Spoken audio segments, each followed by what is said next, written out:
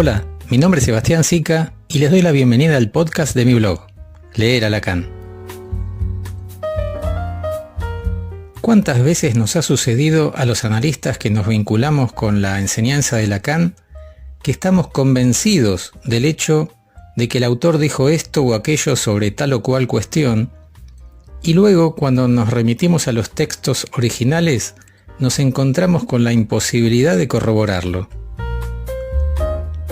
En lo personal, desconozco si este fenómeno es frecuente con semejante magnitud en otros campos de la ciencia, pero en lo que concierne a la enseñanza de Jacques Lacan, hay varios factores que contribuyen a este malentendido tan frecuente, entre los que podríamos mencionar al propio estilo del autor, al hecho de que todavía no están publicadas la totalidad de los seminarios que brindó, y por supuesto factores de política interna del psicoanálisis.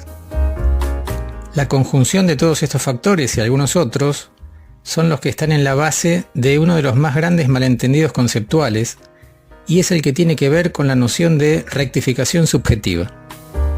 Alrededor de esta idea se fueron armando las más grandes controversias dentro del lacanismo, porque de su concepción se derivan ni más ni menos que las distintas ramas teórico-clínicas dentro del movimiento. Y en este sentido podríamos decir que la noción de rectificación subjetiva oficia como un pararrayos en el que convergen y quedan expuestas las diferentes lecturas a las que da lugar la enseñanza de Lacan. Por supuesto que en la misma idea de rectificación subjetiva está implícito el concepto de sujeto, que quizá es el concepto estructural alrededor del cual se diferencian los agrupamientos de analistas lacanianos, es decir, que a tal concepción de subjetividad, tal clínica. Pero justamente, la utilización o no de la rectificación subjetiva es un punto de anclaje clínico de la concepción teórica que cada analista lacaniano tenga sobre el sujeto. Así que, sin más preámbulos, vamos al punto que quería compartir con ustedes hoy, y es remitirnos al texto original en el que Lacan sostiene esta noción tan importante. La idea de rectificación subjetiva fue utilizada una sola vez por el autor francés en toda su enseñanza. Y como recordarán, esto ocurrió en el escrito La dirección de la cura y los principios de su poder del año 1958, en el que también fue designada como rectificación de las relaciones del sujeto con lo real. Es decir, que desde 1953 hasta 1980, a lo largo de casi 30 años de enseñanza continuada, una idea que el autor francés mencionó en una sola ocasión ha sido elevada después de su fallecimiento en nuestro pequeño y gran mundo lacaniano a la categoría de condición sine qua non del inicio de un análisis. Según la versión más difundida, esta rectificación sería el momento en el análisis, particularmente durante las llamadas entrevistas preliminares, en el que quien consulta se hace cargo de su queja, en el sentido de asumir que el sufrimiento que lo condujo a pedir análisis es autoprovocado, en virtud de que le brinda un supuesto placer ignorado. Ese momento, que tendría que ocurrir en un periodo previo al análisis propiamente dicho, se constituiría en el inicio estricto del análisis. Y progresivamente, la noción fue transformada y reducida a la versión freudiana de ¿qué lugar ocupas tú en aquello de lo que te quejas?, o la más lacaniana de la implicación subjetiva en el síntoma. Pero finalmente la idea bajo la cual quedó resumida toda esta lógica es la de la responsabilidad, la ya tan famosa responsabilidad subjetiva. Es decir, que es usual escuchar que se utilice de forma indistinta tanto rectificación como responsabilidad subjetiva. En cuanto a esto, lo que resulta sorprendente es que en el texto de Lacan no está ni siquiera mencionada la palabra responsabilidad, como tampoco la de implicación, ni la frase atribuida a Freud en el caso Dora. Cualquier lector que quiera corroborar la coincidencia de la versión tan difundida con las afirmaciones originales del autor, se encontrará con la imposibilidad absoluta de lograrlo sin tener que recurrir a forzamientos interpretativos del estilo cuando Lacan escribió blanco es que quiso decir negro. Lo que sí se podrá hallar en el escrito es que el autor hace determinadas afirmaciones sobre la rectificación de las relaciones del sujeto con lo real, que hoy vamos a revisar, pero nada de la índole de la responsabilidad. ¿A qué se debe este malentendido? Bien, esto es algo que dentro del lacanismo claramente trasciende la noción de rectificación subjetiva y tiene que ver, como decía hace un momento, con varias cuestiones. Pero la más importante que me interesaría resaltar hoy es la cuestión de los diferentes paradigmas que coexisten en nuestro movimiento. Es decir, si bien hace no mucho tiempo comenzó a circular de forma muy necesaria la idea de desambiguar a Lacan de Freud, ya que constituyen dos axiomáticas diferentes, lo mismo resultaría necesario hacer hoy con la desambiguación del paradigma que ha propuesto Jacques-Alain Miller con el de Lacan. Quiero decir que el malentendido que se ha ido cristalizando alrededor del concepto de rectificación subjetiva tiene que ver con la confusión entre una cantidad de afirmaciones de Miller, hechas en nombre propio, con las de Jacques Lacan. Por alguna razón dentro de nuestro movimiento, esta diferencia entre Miller y Lacan muchas veces se soslaya, queda como lo no dicho, lo que en términos freudianos es pensado en términos de represión, y por supuesto que eso vuelve y retorna de las más variadas formas sintomáticas. Es preciso declarar abiertamente y de una vez por todas que se verifica que Jacques-Alain Miller parte de otras premisas que las de su suegro Lacan, que utilice terminología lacaniana, que no proponga conceptos nuevos o distintos, o que haya hecho un trabajo enorme en la dirección de intentar parcializar y situar períodos en la enseñanza de Lacan, particularmente en torno del concepto de goce como hilo conductor, o que se proclame como el indicado para elucidar a Lacan, como si tan solo fuera un comentarista de su obra. Todo esto no invalida ni disimula el hecho de que Miller ya tiene ganado hace largo tiempo un nombre propio en el contexto teórico del psicoanálisis. Un nombre basado en la elaboración de una determinada axiomática que toma conceptos lacanianos, pero que no es equivalente e incluso en muchos puntos es opuesta. De hecho, esto es algo que el mismo Miller afirma y que se puede verificar si se lo lee como Nancy y Labarthe leyeron a Lacan, es decir, como verdaderos lectores, sin amor de transferencia. E incluso Miller insiste con que su enseñanza es de orientación lacaniana. Entonces, ¿por qué negar semejante evidencia? Luego, quedará a cargo de cada lector el acto de decir que sí o decir que no a esa nueva axiomática, pero en definitiva constituye una trama conceptual diferente que la que propone Jacques Lacan y que por lo tanto determina dos clínicas distintas. En varios lugares de sus producciones, Jacques-Alain Miller ha desarrollado su propia concepción de la rectificación subjetiva, que ha sido tomada con el tiempo y confundida con la de Lacan. Así es que tomé solo dos textos, quizás los más conocidos o los que han influido más en quienes pretendían leer o entender a Lacan sin tomarse el trabajo de remitirse a los textos originales, para ir situando esta cuestión. El primero es el texto de una conferencia que Miller dictó en 1989 en Brasil titulada Patología de la Ética, que está publicada en el libro Lógicas de la Vida Amorosa. Allí, promediando la conferencia, el autor hace referencia al concepto de salud mental y su dimensión ética y su relación con la responsabilidad. Dice así: la experiencia crucial para el concepto de salud mental es la decisión sobre la responsabilidad del individuo. Si el individuo puede ser castigado o es irresponsable.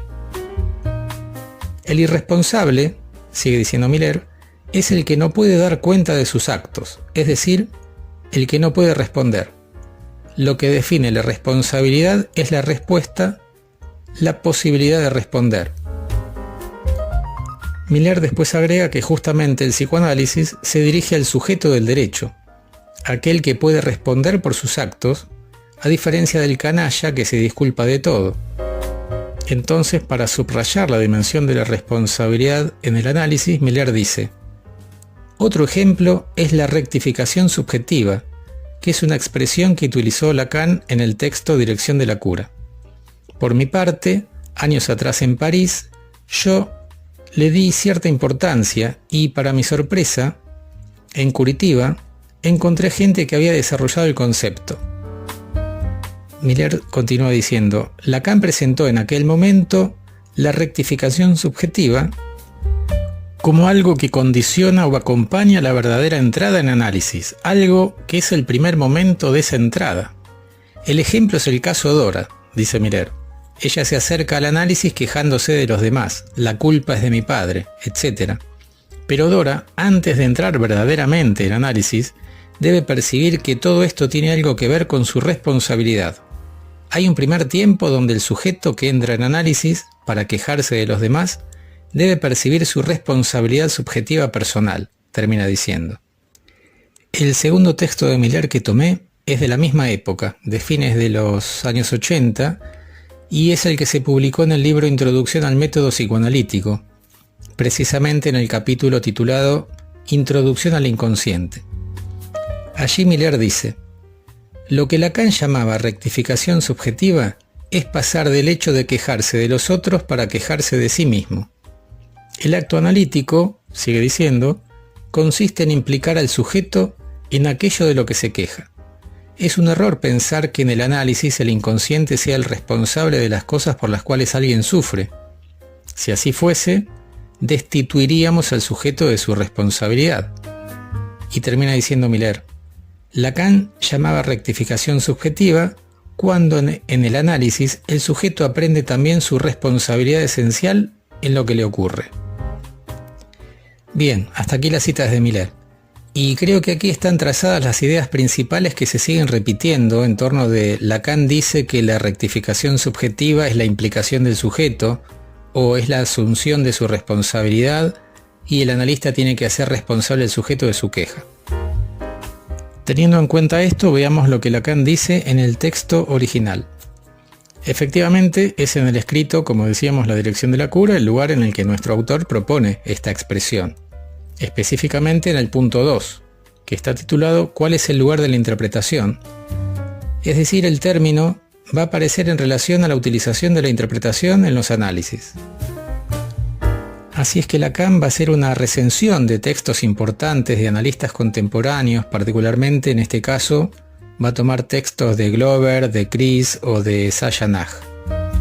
Y la crítica principal que les formula a estos autores está vinculada con los diferentes paradigmas desde el que parten, porque mientras que los analistas postfreudianos seguían sosteniendo la conformación de un aparato psíquico constituido por las tres instancias, ello, yo y superyo, y por lo tanto, una concepción del inconsciente como aquello que es interior, lo reprimido o lo pulsional, por su parte, Lacan propone una axiomática basada en la primacía del significante, que, por situarse en el lugar del otro con mayúsculas, preexiste a la entrada del sujeto en el mundo, rompiendo así con la lógica del interior-exterior y planteando un esquema no biológico para la pulsión. Es decir, que en el texto nos vamos a encontrar con una confrontación clarísima de paradigmas cuyas diferencias se traducen en clínicas distintas. Por ejemplo, a nivel de la interpretación, pero también en cuanto a la estructura de la realidad, porque para los postfreudianos sus premisas los conducían a presuponer que hay una realidad objetiva de la que el analista es el representante y la cura consistiría en avanzar progresivamente desde el plano de la fantasía neurótica a la adaptación a la realidad en un movimiento de maduración o de reforzamiento yoico. Es en este contexto que Lacan afirma que lo grave es que estos autores invierten la secuencia del análisis, porque proponen como meta del análisis la adaptación a la realidad mediante la reducción de la transferencia a partir de su interpretación. Esto es, que la transferencia es considerada para los postfreudianos como una ilusión, una fantasía proyectada sobre el analista que debe interpretarse para finalmente acceder a la realidad. Por lo tanto, en primer lugar lo que tenemos que contextuar es que la noción de rectificación subjetiva, Lacan la desarrolla en el marco del tema de la relación entre la interpretación en la cura y la concepción de la realidad. Entonces, si seguimos en el escrito el desarrollo de Lacan, nos vamos a encontrar con la afirmación de que, dada esta creencia en una realidad objetiva por parte de los analistas postfreudianos, se produce una inversión completa de los tiempos lógicos del análisis, dice el autor. Así lo dice Lacan. Con los autores de hoy, la secuencia de los efectos analíticos parece ser tomada al revés. ¿A qué se refiere Lacan con esto?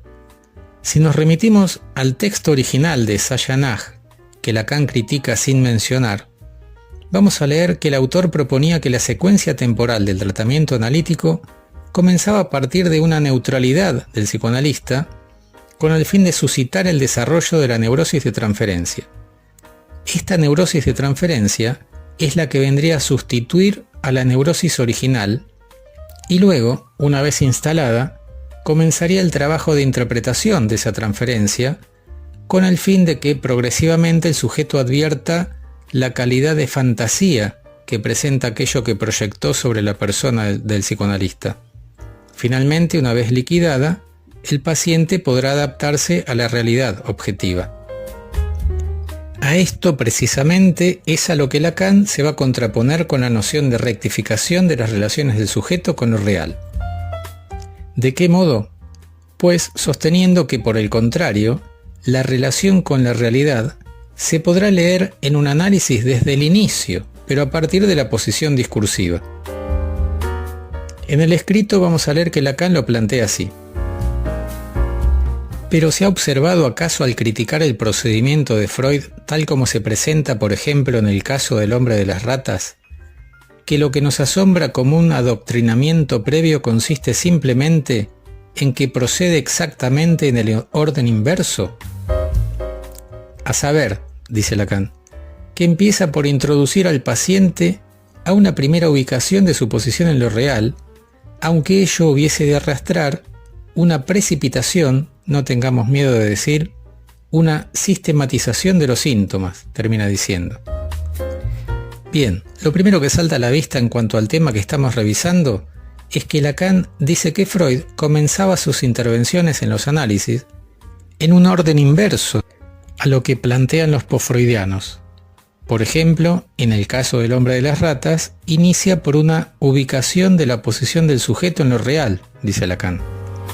Dicho sea de paso, si no le quitamos ni le agregamos nada al texto, está claro que aquí Lacan utiliza real como sinónimo de realidad, no como el registro de lo real ni como lo que se repite, etc.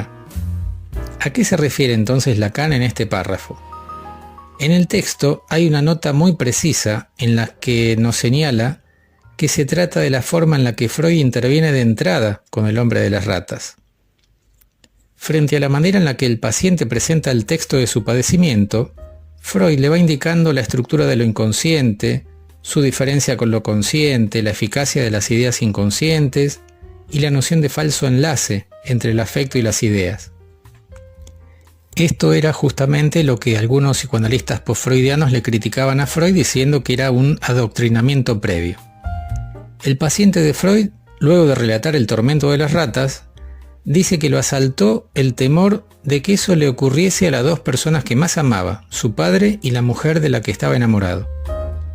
Cuando al otro día del relato, el mismo capitán le da unos anteojos que había perdido y le dice: «¿Debes devolver el dinero al teniente A?», al hombre de las ratas se le presenta la idea de que no debía devolver el dinero.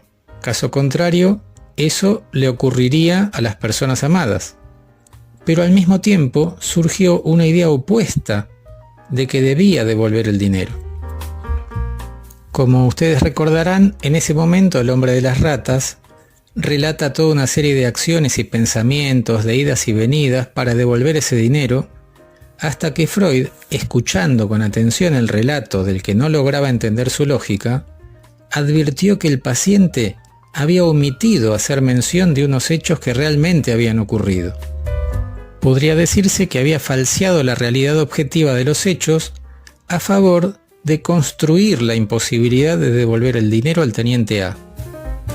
Freud lo dice así: el paciente sabía que el capitán cruel cometió un error al decirle que le debía el dinero al teniente A, pero se había escamoteado a sí mismo y a mí, en el relato, el episodio del otro capitán y la existencia de la señorita confiada.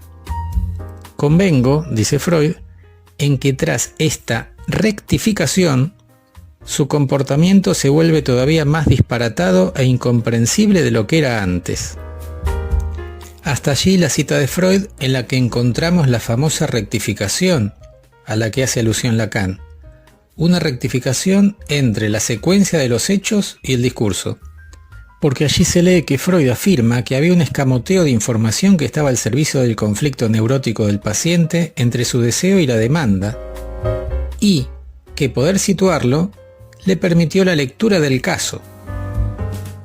Como vemos, no hay rastros de la idea de responsabilidad en cuanto a los síntomas, sino que a lo que se hace alusión es a una rectificación discursiva.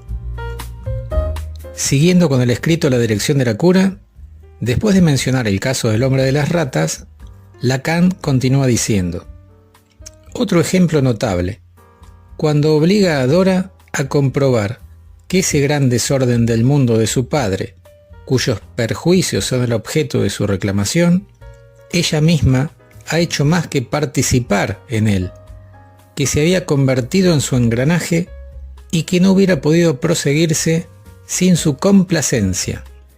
Lacan continúa diciendo: he subrayado, desde hace ya mucho tiempo, el procedimiento hegeliano de esa inversión de las posiciones del alma bella en cuanto a la realidad a la que acusa.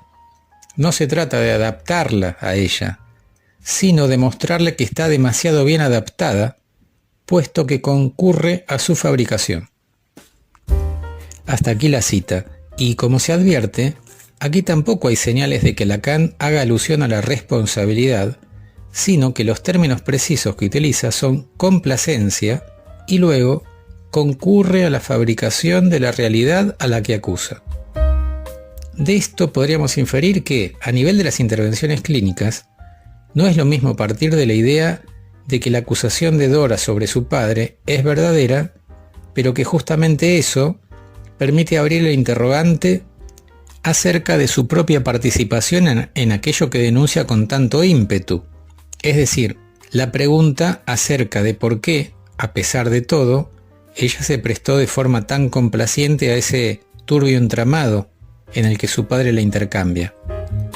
Esto al mismo tiempo habilitaría otro tipo de preguntas, como por ejemplo sobre el deseo y la posición subjetiva de la madre, la que también tiene una posición complaciente sobre las maniobras de su marido.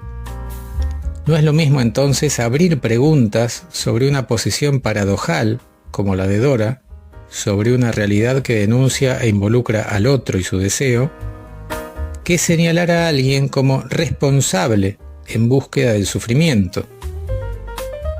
Dicho de otro modo, analizar la respuesta en acto del sujeto nada tiene que ver con la categoría de responsabilidad, porque es muy diferente la hipótesis de que el padecimiento sintomático es el resultado de una complacencia y por lo tanto efecto de un acto de corte que no se produjo, que intervenir según la presunción de que el displacer es algo buscado en sí mismo. Por otro lado, en cuanto a lo que Lacan denomina rectificación subjetiva, tampoco afirma que la pregunta ¿qué lugar ocupas tú en aquello de lo que te quejas? Sea universal para toda consulta. Finalmente, el tercer ejemplo clínico que toma Lacan para desarrollar la rectificación subjetiva es el caso conocido como el hombre de los sesos frescos, publicado por Chris en el texto La psicología del yo y la interpretación en la terapia psicoanalítica. Esto es algo que, dicho sea de paso, tendríamos que subrayar, porque la vulgarización universitaria de la enseñanza de Lacan condujo a reducir el caso del hombre de los sesos frescos a un ejemplo de acting out, cuando en realidad es utilizado por el autor para indicar el alcance preciso de la noción que estamos revisando. Como decíamos, Lacan toma este caso que Chris expone en su ensayo en el contexto de una crítica sobre el uso de la interpretación y la consideración de una realidad objetiva en cuanto a las intervenciones. Como ustedes recordarán, el paciente de Chris había consultado por una imposibilidad de publicar sus investigaciones por temor a plagiar las ideas de un compañero. Y durante el transcurso del análisis, cuando está a punto de publicar una investigación, dice encontrar en la biblioteca un tratado en el que ya estaban desarrolladas las ideas de su trabajo. Su analista relata en el texto que luego de verificar que no había ninguna señal de plagio, le propone una interpretación que apunta a su defensa. Es decir, que teme ser plagiario para evitar el impulso de serlo. Cuando leemos el desarrollo que Lacan hace en el texto, sin el prejuicio de suponer que cuando se refiere al caso de Chris lo hace para referirse al acting out, vamos a encontrar que además de mencionar este tema, nuestro autor apunta más específicamente a diferenciarse de las concepciones clínicas de la psicología del yo. Como decíamos hoy, estas basan sus intervenciones en la idea freudiana de un aparato psíquico constituido por instancias, y por esta razón, Chris plantea que su interpretación apuntó a las defensas, lo que en el texto designa como la superficie en referencia a la instancia yoica. Es decir, que en esta lógica, al sujeto se lo considera como un individuo constituido por un interior en el que habitan las pulsiones de las que el yo se estaría defendiendo. Pero Lacan va a decir en el texto que así se deja de lado en la clínica la dimensión del deseo, que en verdad requiere de otra topología que la del interior-exterior. Lacan lo dice así: esta intervención puede presumirse errónea por el solo hecho de que supone que defensa y pulsión son concéntricas. Muy a la inversa de lo que usted cree, no es su defensa contra la idea de robar lo que le hace creer que roba. Es de que pueda tener una idea propia, dice Lacan. Luego de este señalamiento, Lacan menciona que el nudo del conflicto que el hombre de los sesos frescos intenta resolver por la vía de la inhibición es la rivalidad intelectual que circulaba en el entramado familiar entre él y su padre y entre su padre y su abuelo. Por lo tanto, no es que el paciente se defienda de impulsos internos. No se trata de mecanismos de defensa del yo, sino de una trama significante de la historia del paciente que lo tiene como sujeto, como un eslabón en la cadena de generaciones de esa familia en la que los hombres rivalizan en el plano intelectual y frente a la que su inhibición es la respuesta sintomática. Lacan continúa diciendo que Chris no se contenta con los decires del paciente y que va a las piezas probatorias pretendiendo comprobar que efectivamente no es plagiario. Es por esto que Lacan nos presenta este caso clínico, para poner de relieve las grandes diferencias conceptuales en torno a la concepción del sujeto y sus relaciones con la realidad. Es como si Lacan nos dijera en el texto que mientras que los analistas postfreudianos tienen una realidad objetiva como punto de mira, como horizonte del análisis, él propone más bien como punto de mira del analista los decires del analizante, y en ese acto de decir se podrá situar la posición subjetiva respecto de la realidad en cada caso. En el texto, Lacan lo dice así: nada pues en común entre su procesión, que dice a partir de la superficie, y la rectificación subjetiva puesta en primer plano más arriba en el método de Freud. Esta rectificación en Freud es dialéctica y parte de los decires del sujeto para regresar a ellos. Lacan termina diciendo: tomar partido aquí en cuanto a lo objetivo es un abuso. En la misma dirección es que respecto del caso del hombre de las ratas, Lacan también va a afirmar en el texto lo siguiente: cuando Freud, dice Lacan, trae a la luz lo que no puede llamarse de otro modo que las líneas de destino del sujeto, el frescor de su descubrimiento enmascara que se trata de significantes. Esas líneas adivinadas por Freud conciernen tan poco al yo del sujeto que es en relación al pacto que presidió al matrimonio de sus padres, donde se encuentra el gran libreto compulsivo de los síntomas, termina diciendo. Lacan toma distancia de cualquier concepción biologicista o materialista del análisis, aquellas que parten de la lógica interior-exterior, y termina diciendo que otra topología es necesaria para dar cuenta del deseo, ya que por su estructura está atravesado por el deseo del otro. Para finalizar, podríamos concluir que con la noción de rectificación subjetiva, nuestro autor designa la operación de lectura del síntoma en relación con la trama significante que constituye el deseo del otro, lo que en el escrito es nombrado en términos de líneas de destino del sujeto. En este punto vemos que para Lacan hay una relación dialéctica entre el deseo del otro, que opera en el plano de cierta determinación sobre los síntomas, y la respuesta del sujeto en acto a esa trama significante.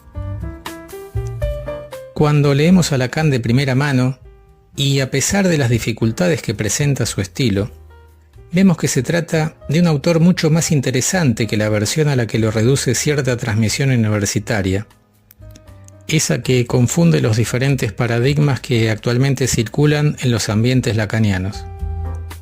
Queda luego a cargo de cada lector el hecho de tomar partido.